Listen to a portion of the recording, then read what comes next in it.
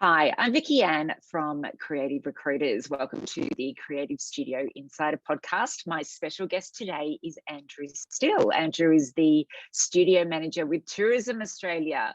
Thank you so much for joining me today, Andrew. Look, it's my pleasure joining you. I'm very excited.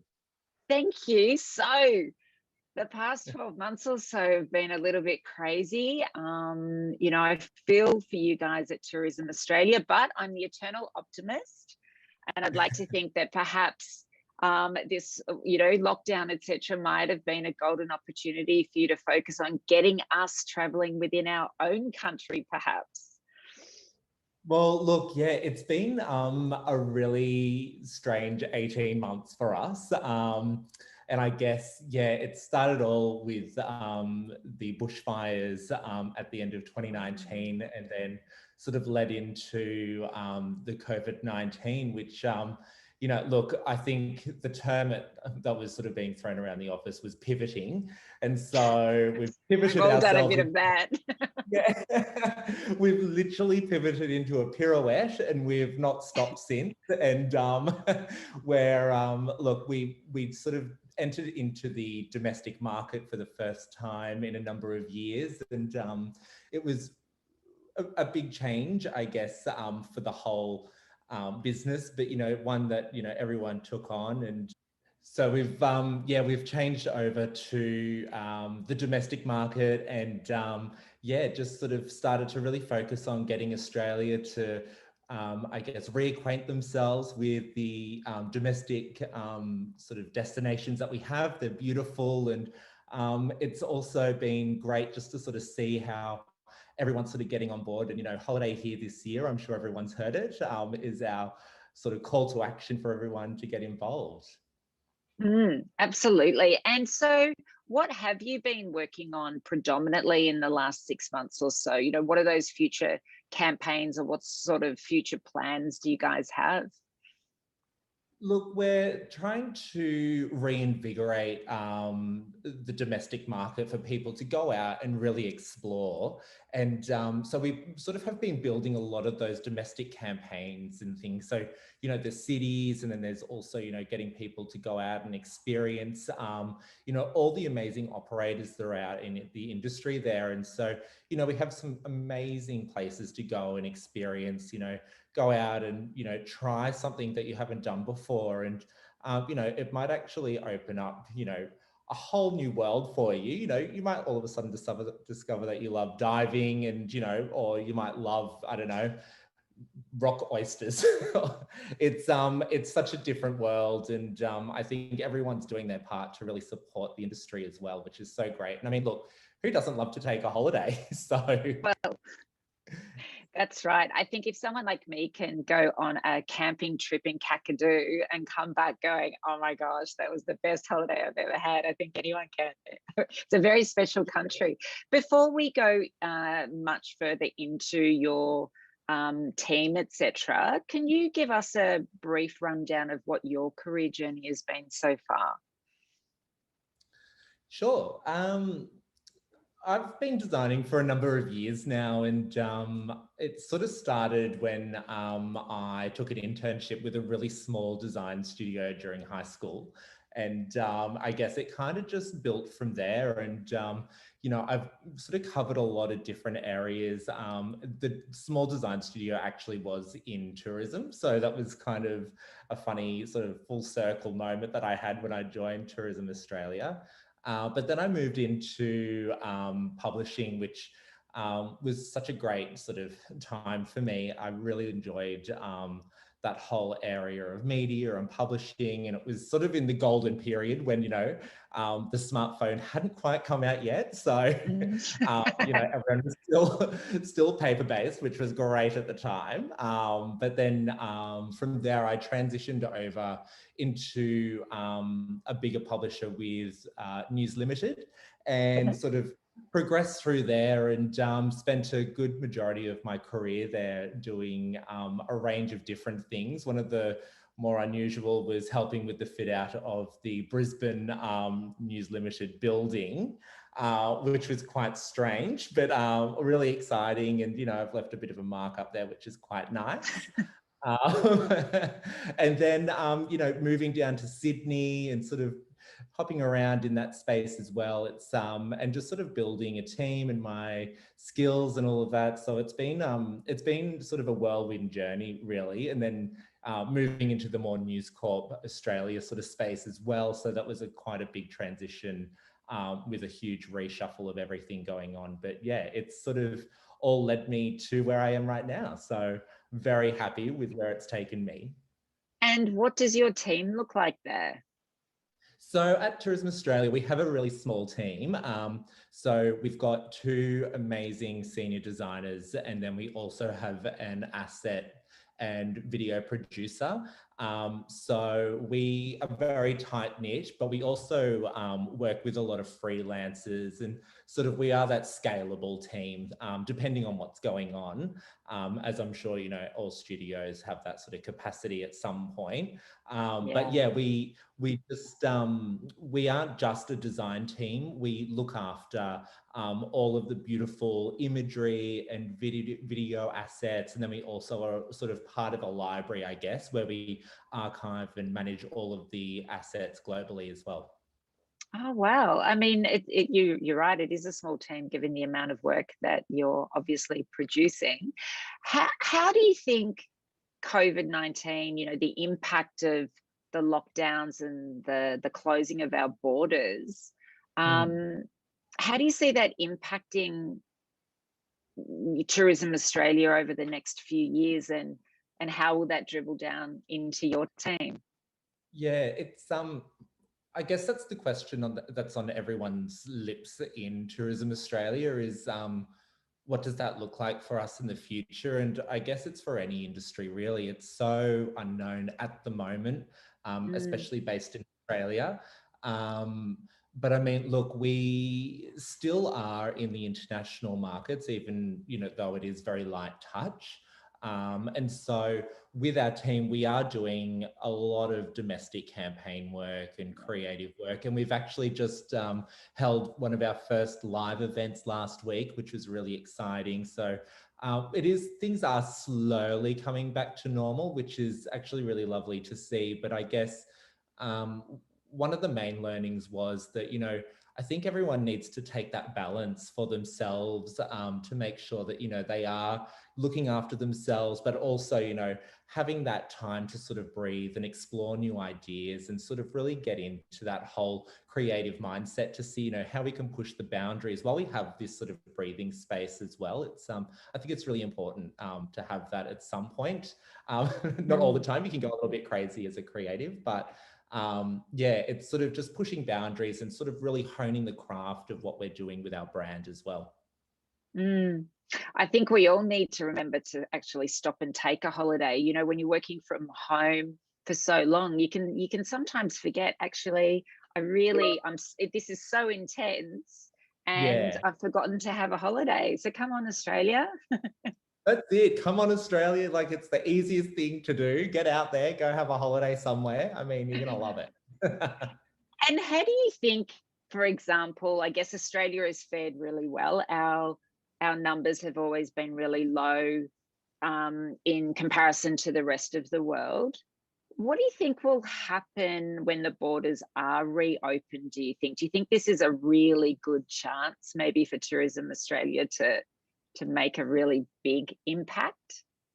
Look, I would like to think so. We've always been seen as a really safe and clean destination globally for people to come to, and that will really sort of swing in our favour, I guess, when we do eventually open up to the international market.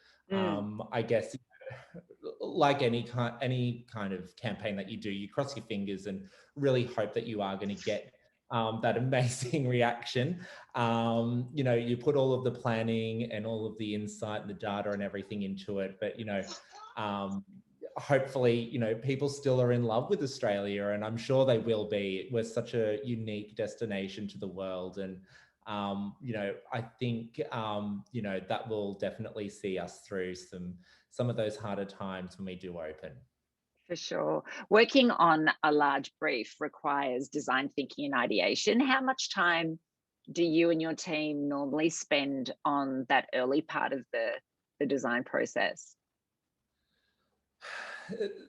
This is, it's a little bit hard to sort of say definitively because, you know, depending on the request, we like to sort of think of it as an evolving piece. We never sort of stop.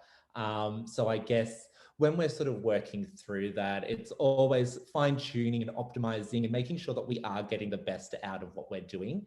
And I guess, yeah, look, we spend a good chunk of time up front, but you know, it's an always happening kind of piece for us because we do operate in so many different markets internationally. And then, you know, each state is also a little bit different in Australia as well, especially with the borders opening and closing. Now things are starting to calm down, which is really great. But yeah, look, I think things are always, you know, shifting and changing in the tourism space, no matter what's happening anyway. So you can never sort of rest on your laurels and just go with it. So always And happening. what type of campaigns are you working on right this minute? Are you able to share anything? Look, we, at the moment, our cities campaign is live domestically, which is really great. So, you know, go and have a look at your cities, check out what's going on. There's so much happening at the moment, which is really great to see, and events are starting. So at the moment, we're working through all of that. So, you know, getting people out there, getting back into the cities, you know, slowly returning to work. People are sort of starting to get back into the office, which is nice to see. So, yeah. You mentioned earlier that you had just done a live event. What was that? It's ATE, which is a big buyers and sellers event. So it was a event held in Sydney at the ICC, and yeah, it was actually really well received. It was nice to see the industry come together and actually see each other for the first time in nearly, I think, 2 years. So. Yeah. It's great, yeah. So it's really nice to see those live events coming back online and well, back in person. And I think the event space for us for the foreseeable future will always be a hybrid kind of thing anyway, as we have people, you know, really accustomed with being online and, you know, Zooming and all of that too. But, you know, nothing really compares to seeing someone in sort of face to face and being able to have those human contacts. I think that's really important. Yeah. A common challenge that the people that I interview on this podcast, who are pretty much all studio managers or creative services managers, is getting buy-in from the wider business in your organization. What have been some of the challenges that you've been able to overcome in getting unique projects across the line? Look, I think some of the challenges would be we have so many different kind of touch points for us, being an international marketing business. And so I guess it's kind of juggling all of those different thoughts and sort of really honing those into I guess, a really nice brief up front for one. And then also being, you know, making sure that each of those people are heard and that their ideas and thoughts are also, you know, taken into consideration. And it's a lot of stakeholder management, which is one of the biggest challenges, I guess, that, you know, as studio managers and creative services managers face.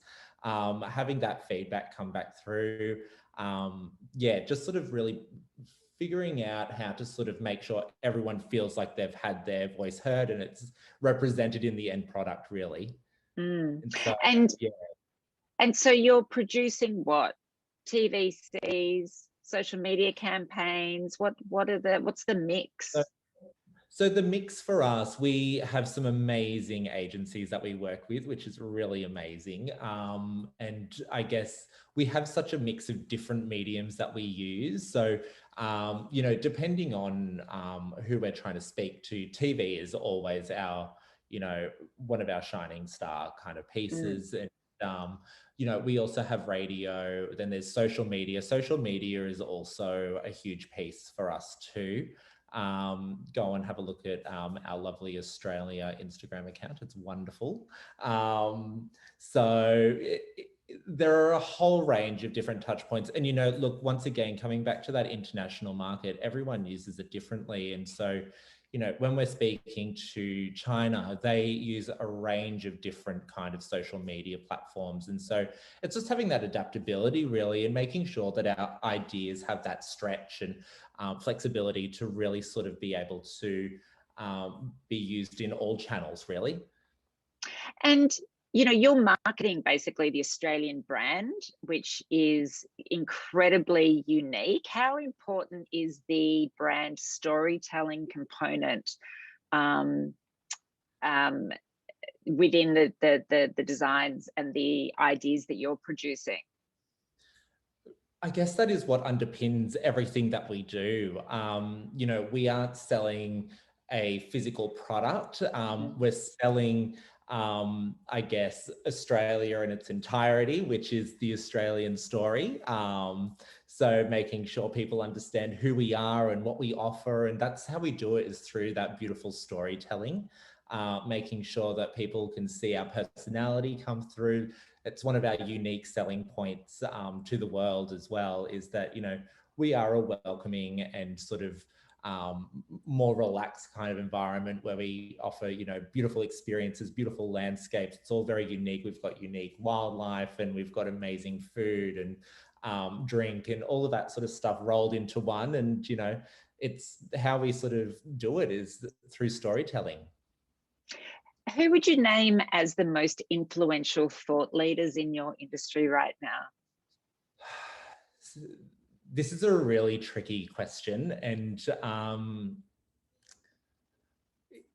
there isn't sort of a singular person for us, especially right now. The heroes are the small operators who are, changing continually to keep up with this market, and they've got some incredible stories out there. And it really teaches you about being resilient and being able to adapt to new landscapes. And you've only got to go out there one day and you'll hear 100 different stories on how someone's changed their business for the better and trying to figure out how to get new people in and speak to the locals and get someone in to even go out on a jet boat on the Sydney Harbour.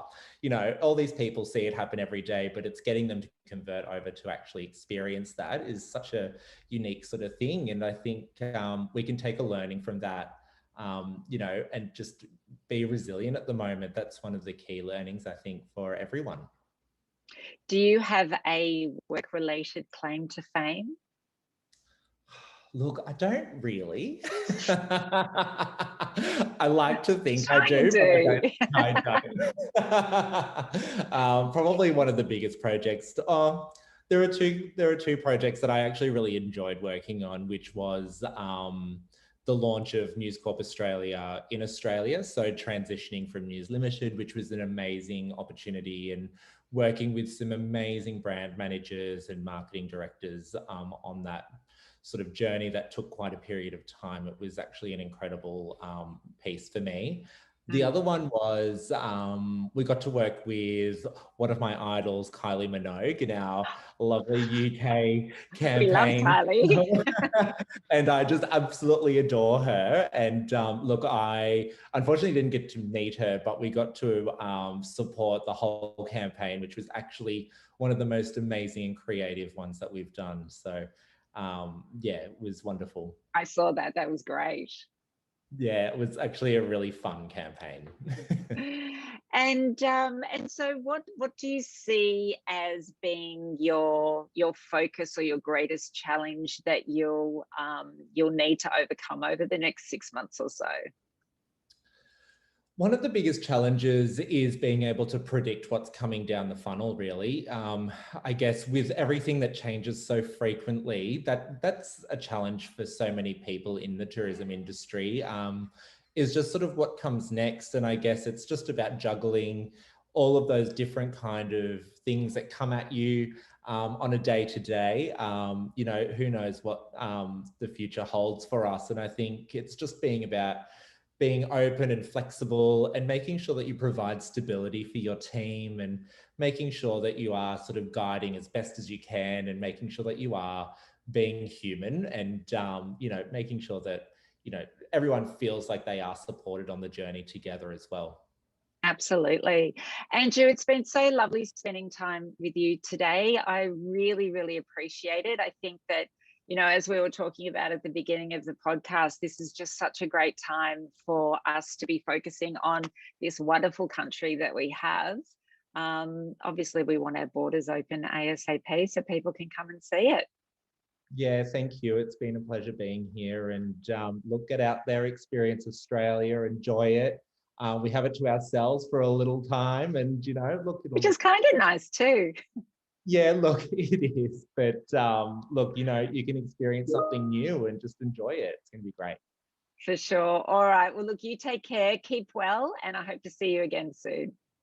All right. Thanks very much. Thanks, Andrew. Take care. Bye.